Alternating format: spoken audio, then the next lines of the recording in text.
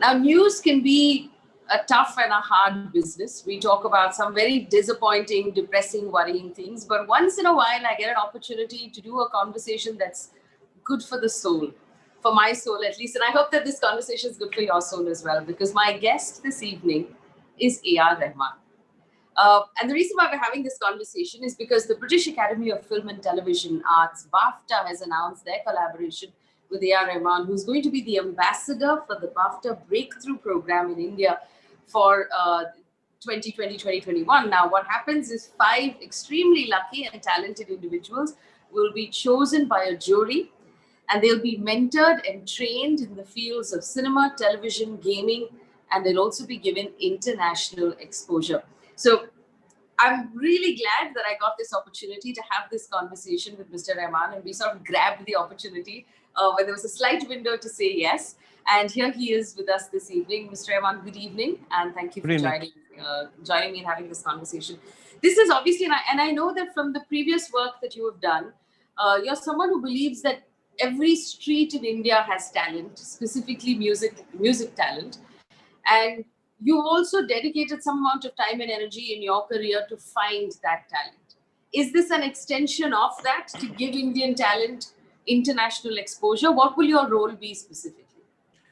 Well, I'm the ambassador, and I'll be part of the jury, and I'll be trying to help BAFTA Breakthrough India to get these 5 talented people across different states, different industries.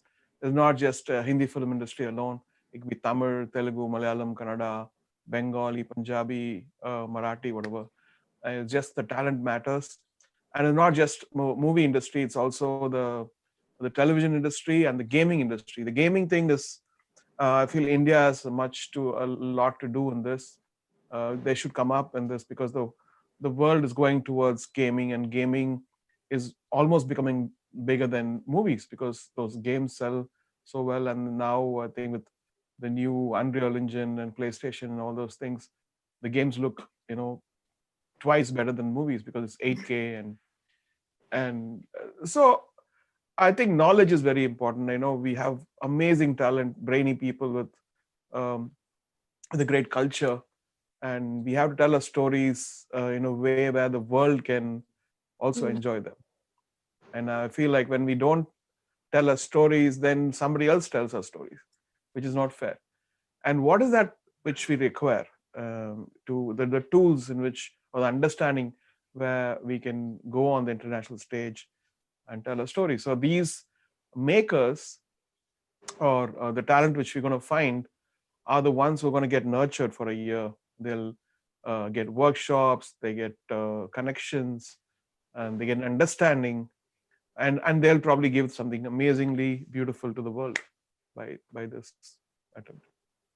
You did talk about telling stories. The interesting thing is that now, compared to say 20 years ago, the Indian films of all languages, whether it's in Hindi or otherwise, are now big budget films. These are films being done at scale. There's access to technology. There's access to VFX, to everything. What's missing then in telling the story? And, why is there still, or do you believe there already is enough of an audience for Indian stories overseas? Do you think that connection still needs to be made? I personally think that we have super talented people here, but what if we break those walls and go beyond India? We can't just be satisfied with the same kind of stories or same kind of narratives, same kind of sensibilities. Why don't we open ourselves to show the world a much more beauty from India, much more wisdom, and probably expand the culture so that the whole world can enjoy.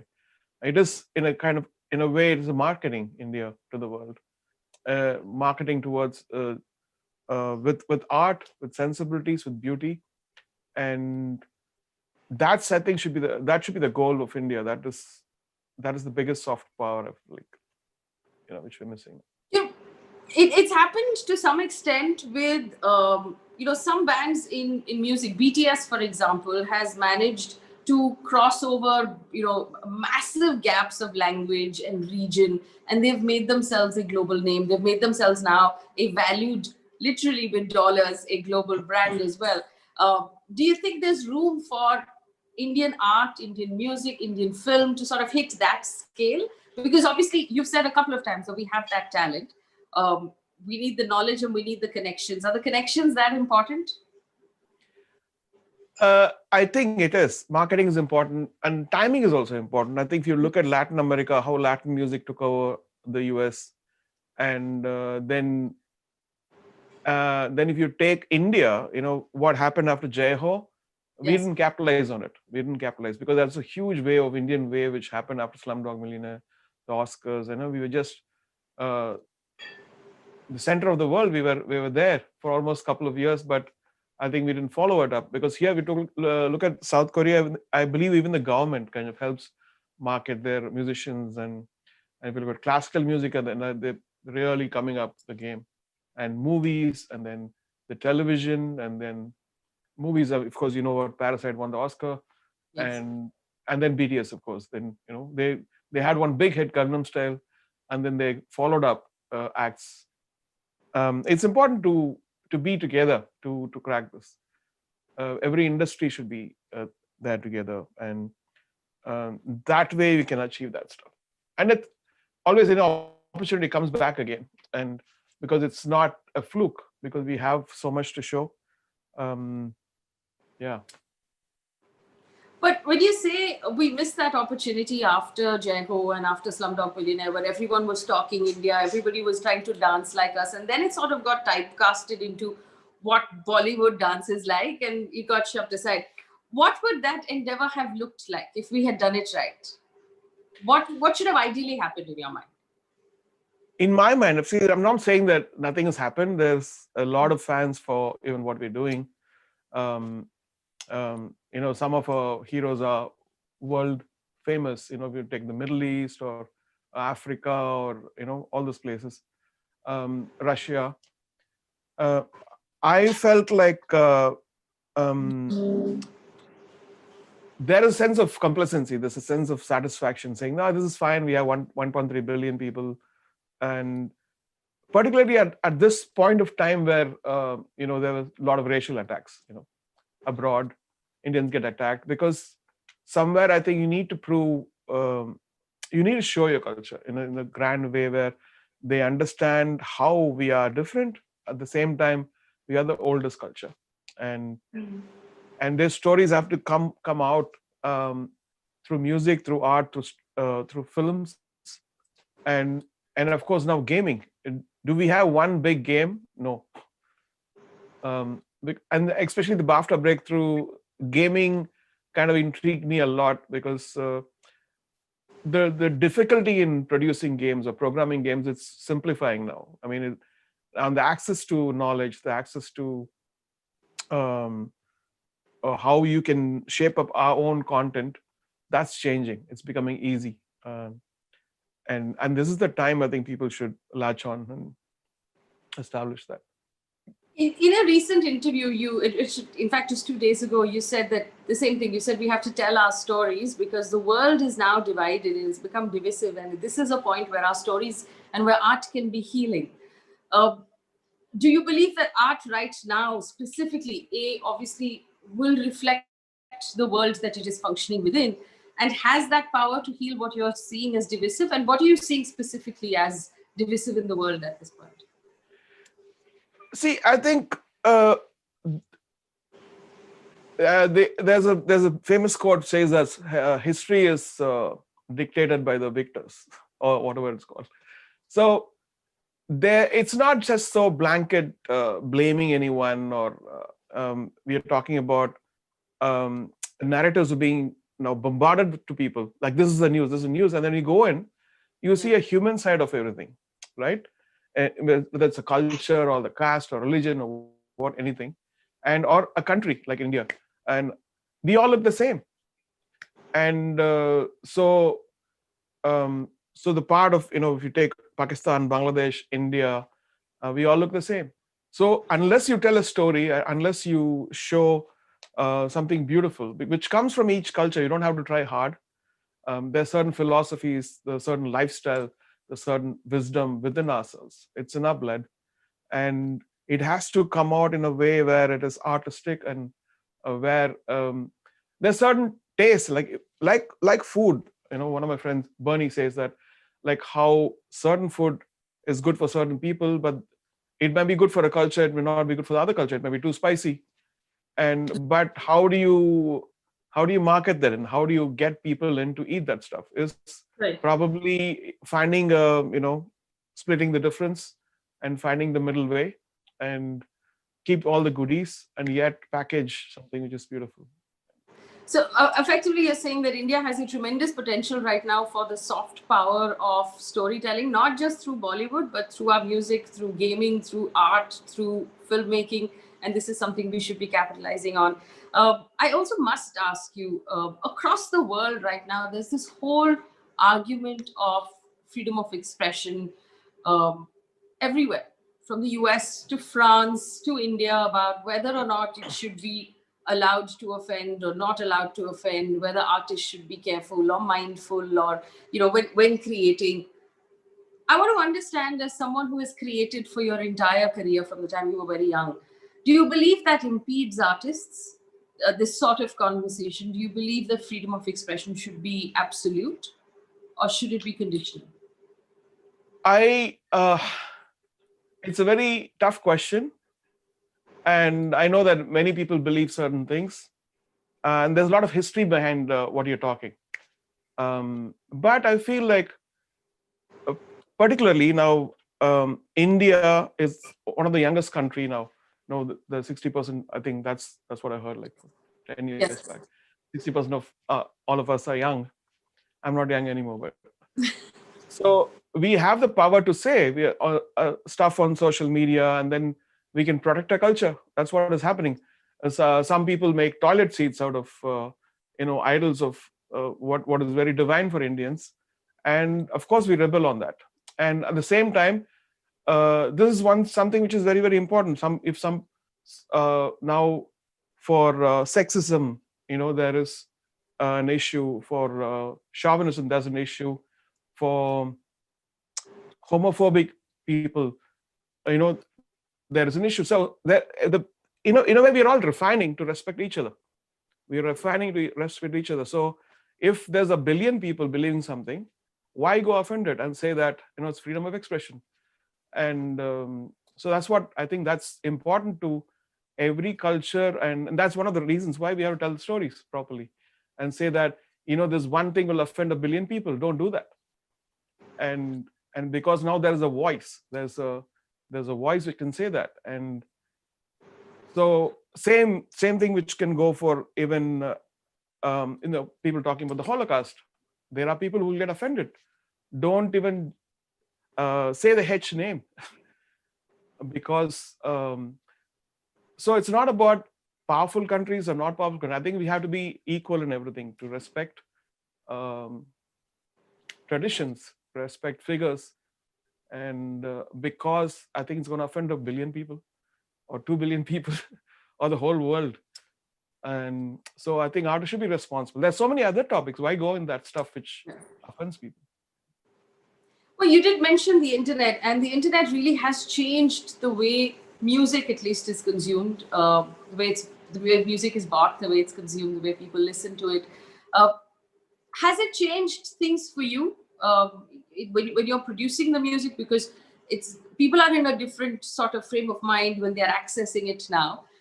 Is there a different approach from your end? Yes, I think initially we just to check a voice or to find something new, you have to buy CDs. You have to go into small places where people perform. And now I think all that stuff has come on in front of in the laptop or in the phone, where you see something unique happening. And there was somebody who was in front of a temple singing, playing the Airtel tune, and beautifully on the violin. So we tweeted about that, and you see this talent which is now not moderated by any biggies. Everybody has the freedom to show something, and it goes viral, which is a mind-blowing thing, which could have never happened 20 years back. And so, and if I need to find an artist, I just DM them on Instagram. or a dancer or a singer or a lyricist or a graphic designer. And then this is how I find people now. I just DM them and they said, "Oh, is this really you?" They asked me, "Yeah, you see the blue tick mark? It's me." In Instagram. Or so that has brought a sense of freedom, a sense of happiness actually, so that nobody stopping anybody coming up. It's beautiful. So is that your advice to young artists and musicians today, to put your work out, because it's available, YouTube is available, Instagram is available, you can put it out for the world to see. You don't have to wait for a biggie, like you said, to give you a break. So put yourself out there. Is one good song enough, or is the internet also right now a tricky place where you need maybe connections in order to make it big?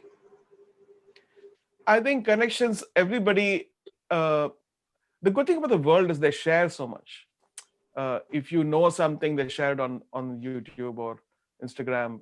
Even if you want to talk about lenses, there's so many people talking. They compare lenses instead of you going and doing stuff. People do that work, and knowledge about cooking or knowledge about jazz music or inversions, chord progressions, or filmmaking styles, or using a gimbal, or all these things are now shared.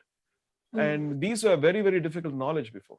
I mean, now, um, for instance, I wanted to learn Unreal Engine, the game engine, and then I called one of my friends, and so they immediately popped and they just came in with the masks and said, "What do you want to know? Come tell me." And so there's a connection. Anybody can learn now, and nobody's going to judge you. And that's one thing I've learned to learn, and not feel shy about asking people if you don't know something. So That's actually, and I remember you saying this in previous interviews as well. You said that I'm constantly looking for new sounds. I'm constantly learning new instruments, learning new, influences from across the world. From when you started, that we know of in Roja, offward to say Rang De Vasanti, and then on the music kept changing. It kept surprising us. Where are you looking now for your influences? And does the internet make it easier for you to find those influences? there is a lot. I think what people think is good may not be good enough. Of course, there's great talent, but we are always looking at now, because there's so many great voices and great musicians and everything.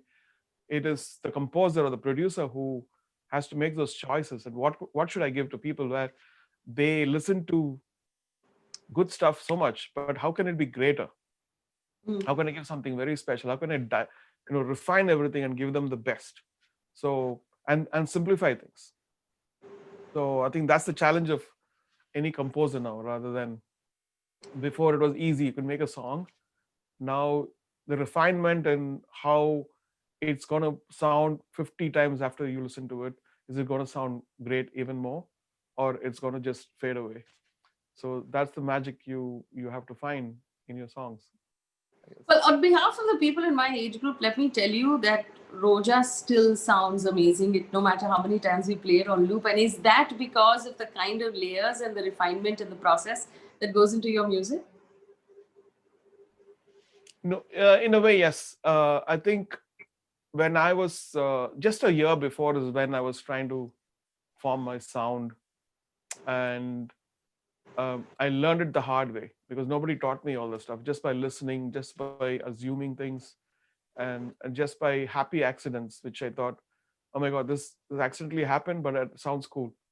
And to be open-minded. And so these things actually taught me. And when Roja released, when I had my own studio, I had my own 16-track recorder, and these were luxuries which nobody could imagine, because I was earning before, and the fruit of all that earnings I put in equipment, and then I bought a digital DAT recorder, which was the first master I did.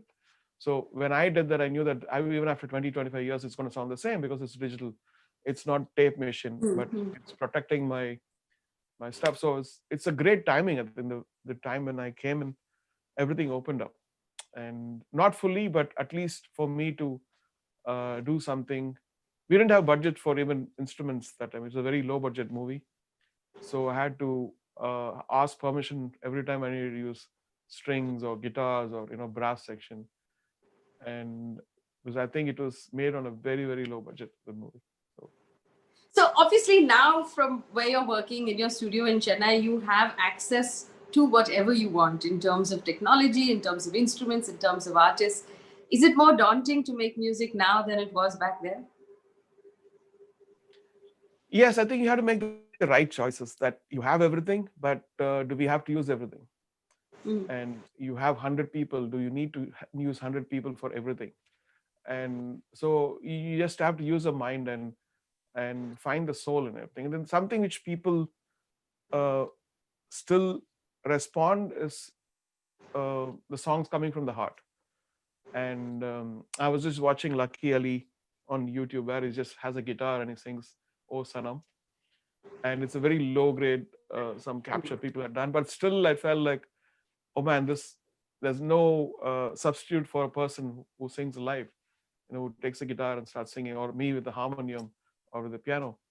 And so that really resonates with people. It's something magical when you do something live like that. So the choices are of it's like having too much food and you just select what you have to eat to digest. You can't eat it all. Well, I must ask you this with your permission, and for anyone who's not in the music industry, we always wonder, how does a composer compose? I mean, do you go into your studio and sit by yourself? Does the song come to you? Does it come to you when you're taking a walk or you're in your car? And then, how does the tune come to you? How do you put it together? How does this work? After a while, you start imagining the sound. Like, when you even if you hear a melody and then you feel like, what if this melody has a 40-piece string section, and if it has a 12-piece horn section, and then it has a 40-piece choir on it, and then it becomes silent. And so these imaginations, it's like how you imagine. I mean, the biggest gift for us is imagination. And sometimes you have these musical imaginations where you feel like um, it becomes a habit where you start imagining things, and then you feel like if it's all wrong, it's like maybe I should do something which is not that, which is not easy to um, like we sometimes record everything and then accidentally we close certain things and it sounds great. Yeah, because your muscle memory of accessing things sometimes is contrived once, and if you need to break that monotony and fatigue, then some happy accident has to happen musically. So I'm always looking at what could happen, what would my engineer do something wrong which would make it sound right. And you have to be open to this idea of being receiving things which are not supposed to be sometimes. Do you still get nervous when you're releasing music? Do you still Yeah. worry? Are people going to like it? Yeah, still. Yes. Just because um, we live with the music for 6 months or 1 month or 2 years, and then we know the character, we know the story, so we're convinced that this is right for the stuff. But when people listen to it, they are in different other things, influences, songs, different part of their lives.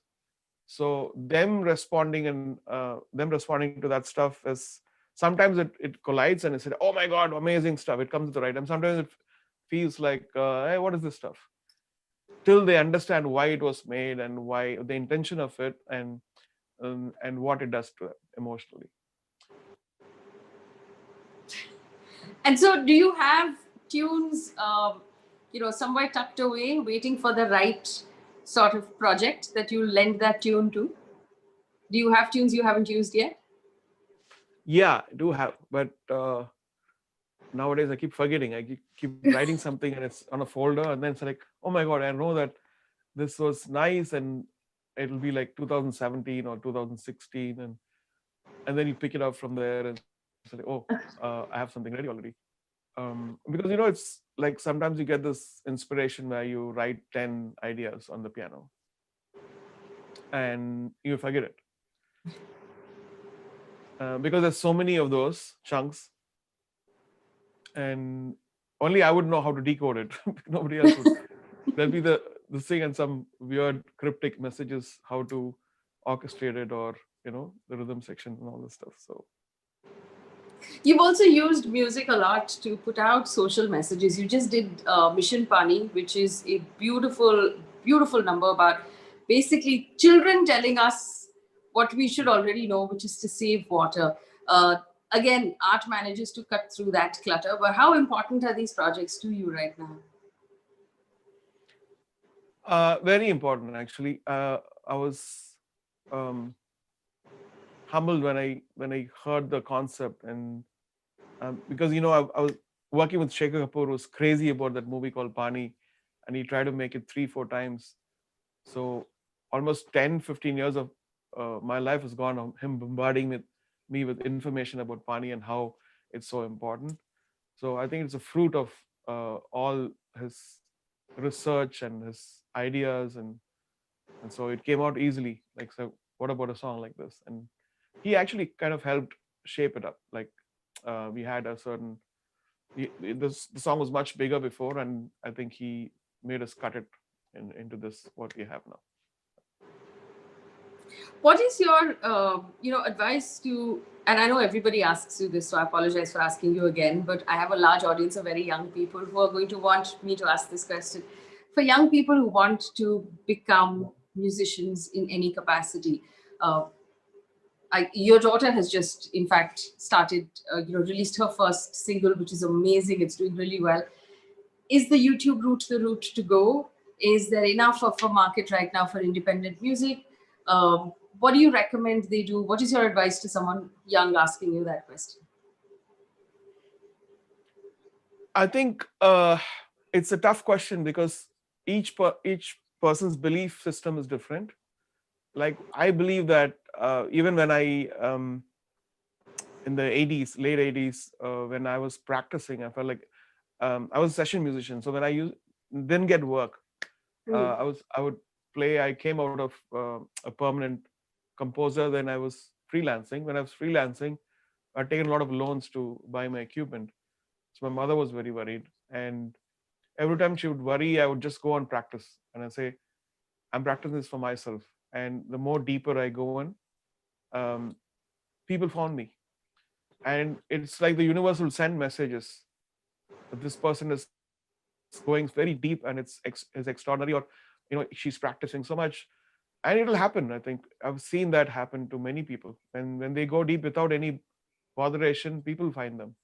They'll come to them. So you don't have to be very loud and, oh, I need to market myself, I need to do all this stuff. Mm. Go deep in your art and find something which is very rare, which nobody else has done, and people will find you. Definitely they'll find, This, because yeah. yes, yes. Go ahead. I'm sorry. Yeah, so like if you go deeper, the universe will find you. Well, this has been, and you talked about how when you were, when you were doing freelance, the money is it's hard to come by. This has been a particularly hard year for performers, for artists who are playing backup, because there have been no performances. So anyone linked in with that industry of live performances has had a hugely difficult year. In making ends meet and just staying viable. Do you think this is going to sort of rebound? We'll go back to live performances pretty soon. Again, is that your advice to them as well? Just put your head down, focus on the art. Things will work out. Yeah, I would always suggest that go deep into your art, and if they are honest and if they're genuine, I think universe will find people will find them. And he or she has found this profession of art and music because of the courage. When the parents told them become a doctor or an engineer or an accountant, they said no, I want to become a musician. They had the courage to say no, and they believed in music, so that music will never fail them. That's an amazing thought. Mr. Rahman, thank you so much for speaking with me. Of course, we do hope the universe finds all of these wonderful artists and the talent in this country. And if the universe doesn't, then A.R. Rahman's blue tick on Instagram might find you and you might get a DM. So that's something to look forward to. Thank you so much for speaking with us. And God bless. uh, on behalf of everyone else who I know is thinking the same thing, thank you for the music. and for all the joy that it has given us over the last few decades. It has made us smile on days that we're feeling down. It has given us hope on days that feel slightly dark. So your music has done so much for so many people, and for that we thank you.